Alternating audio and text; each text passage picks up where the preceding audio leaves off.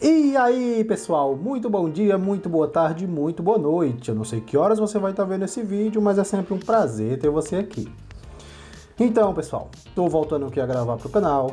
Como vocês podem ver aí, com um cenário novo, com toda uma ambientação nova, com novos equipamentos, né, que vão melhorar a qualidade de áudio, a qualidade de vídeo aí para vocês. E nessa volta agora eu pretendo trazer vários assuntos, várias coisas bem legais para a gente poder conversar, tá? Se tem algum assunto aí que você quer que eu traga, já deixa aqui nos comentários, tá?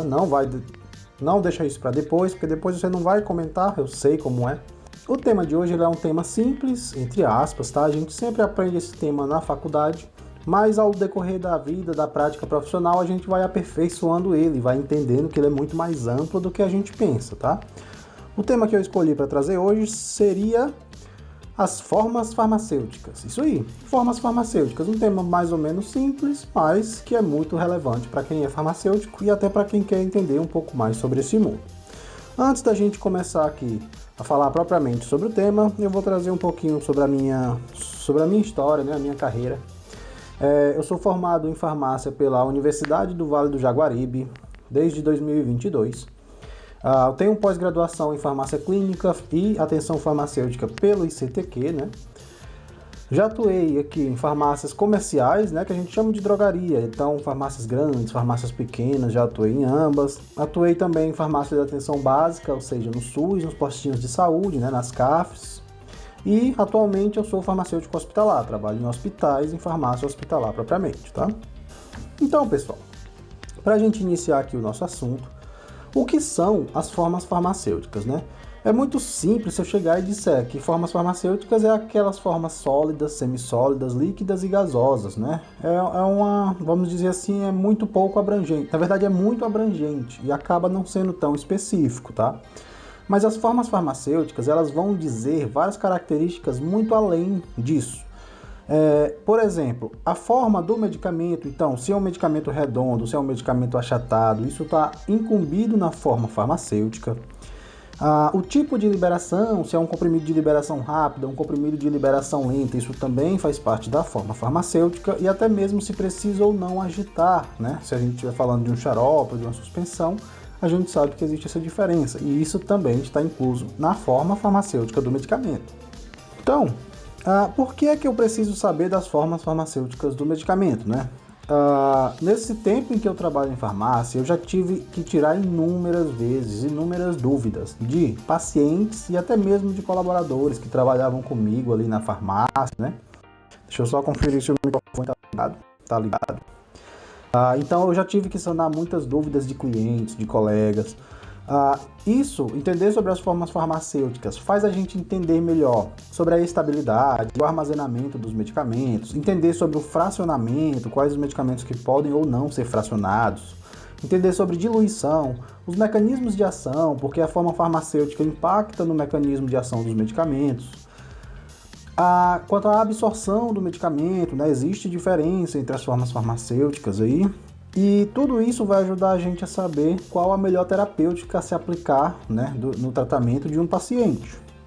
Então, apesar de ser um tema básico, que a gente aprende na faculdade, ele acaba sendo também um tema bem complexo. Então, para iniciar aqui o nosso assunto, eu vou falar um pouco primeiro sobre as formas farmacêuticas sólidas, tá? As formas sólidas aí, atualmente, elas são muito mais usuais, né? As formas sólidas envolvem os comprimidos e as cápsulas. Então, assim, a maioria dos medicamentos que a gente tem estão presentes na forma de comprimidos e cápsulas. E quais seriam as características dessas formas farmacêuticas, né? Bom, falando do comprimido, nada mais são do que pós. Então, o princípio ativo e os recipientes, eles são pós, né? Não são líquidos.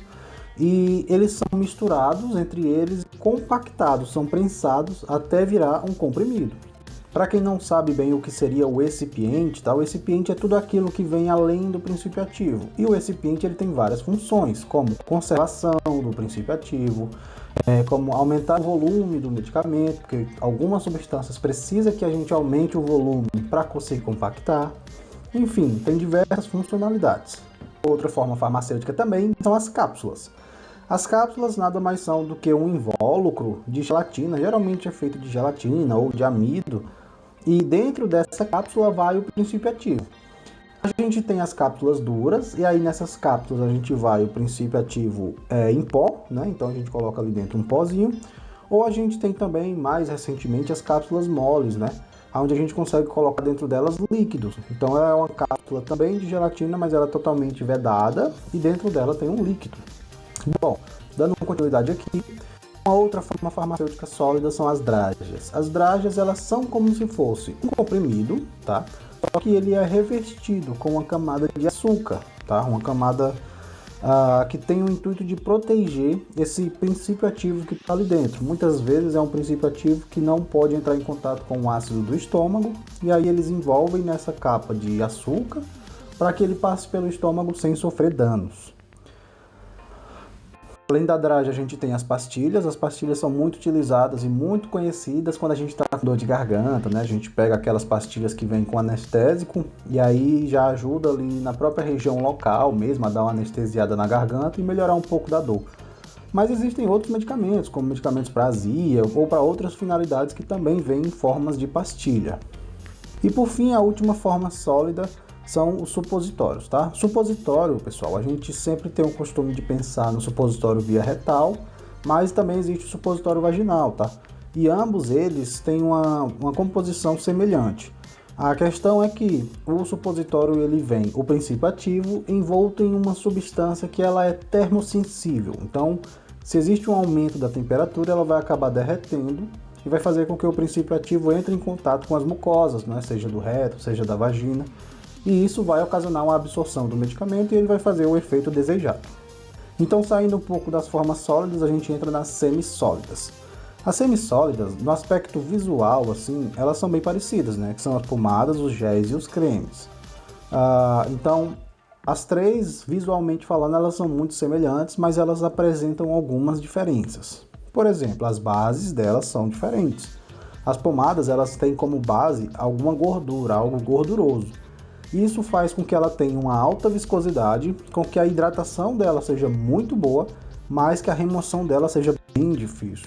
A remoção de uma pomada ela não sai facilmente com água. Muitas vezes a gente passa uma pomada na mão para passar em alguma outra região do corpo, e quando a gente vai lavar a mão tem que lavar ali 2, 3 vezes para poder remover toda a pomada da mão. Em contrapartida, a gente tem os géis, que os géis já são de muito fácil remoção. Eles são à base de água, então a viscosidade é muito baixa, a hidratação dele também é muito baixa, mas a remoção é muito fácil. Então você vai e passa uma aguinha ali na mão, já saiu, né?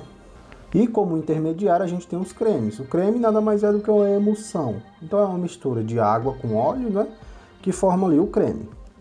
Essa mistura permite com que ele seja o mais equilibrado. Então a viscosidade dele é intermediária, a hidratação também é intermediária e a remoção é mais fácil do que uma pomada, mas mais difícil do que um gel.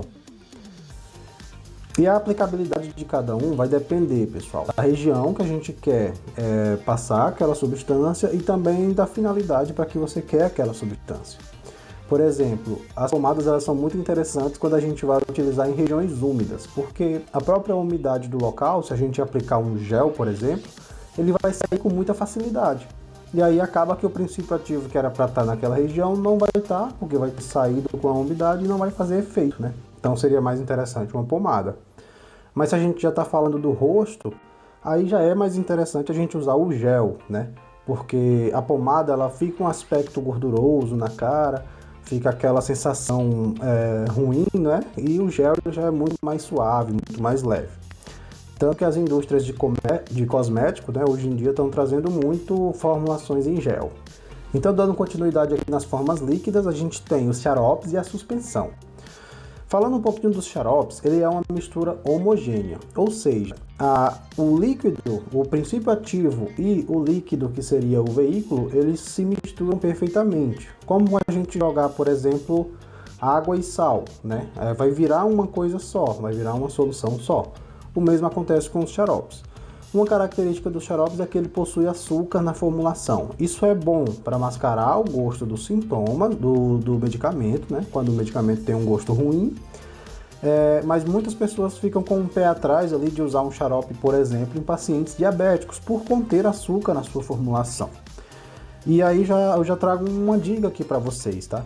Quando o paciente ele é diabético controlado, ou até assim, que é uma diabetes que não tem um potencial de descontrole tão grande, pessoal, o açúcar que tem presente no medicamento, e muitas das vezes esses xaropes eles são usados por um tempo determinado, então 7 dias, né, 5 dias. Se a gente der a correta orientação para aquele paciente, que ele seguir o tratamento como deve ser seguido, não vai fazer mal nenhum para a diabetes dele. Muitas das vezes os pacientes que são diabéticos, eles têm um descontrole por outras razões, muitas vezes um excesso de carboidrato na dieta, muitas vezes realmente uma resistência insulínica muito grande, aonde ele vai precisar utilizar a insulina, né? Então, quando é um paciente que tem realmente um diabetes bem desequilibrado, aí vale a pena a gente tentar usar outras formulações. Mas quando não, se é um paciente mais simples, que tem um controle de diabetes legal, não tem problema nenhum ele usar xarope.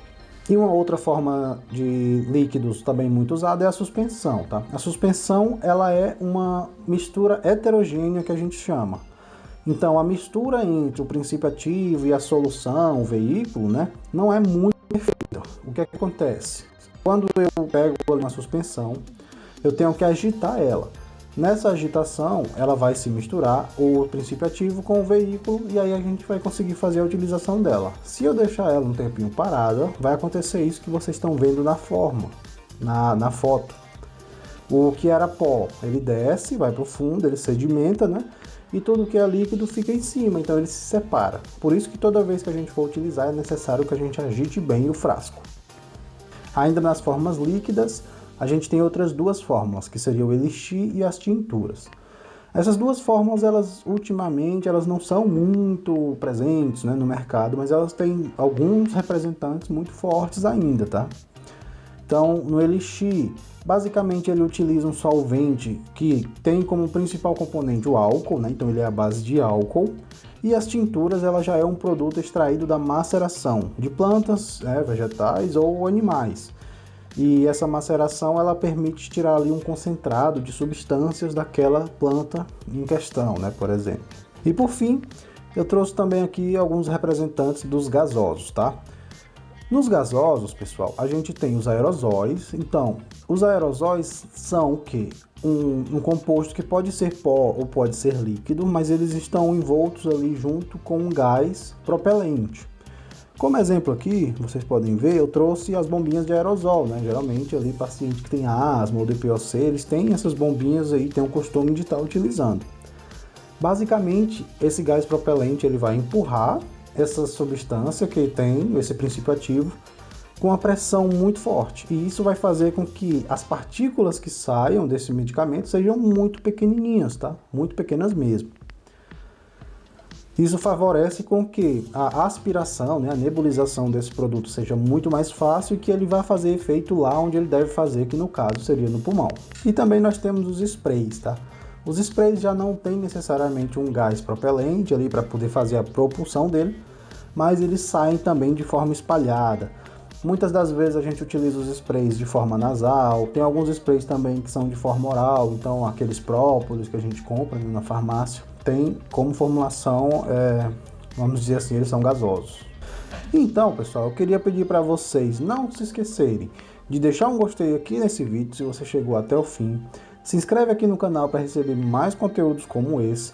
Deixa aqui nos comentários algum tema que eu possa estar trazendo para vocês. Se vocês gostaram, então, aqui desse novo cenário, dessa nova ambientação.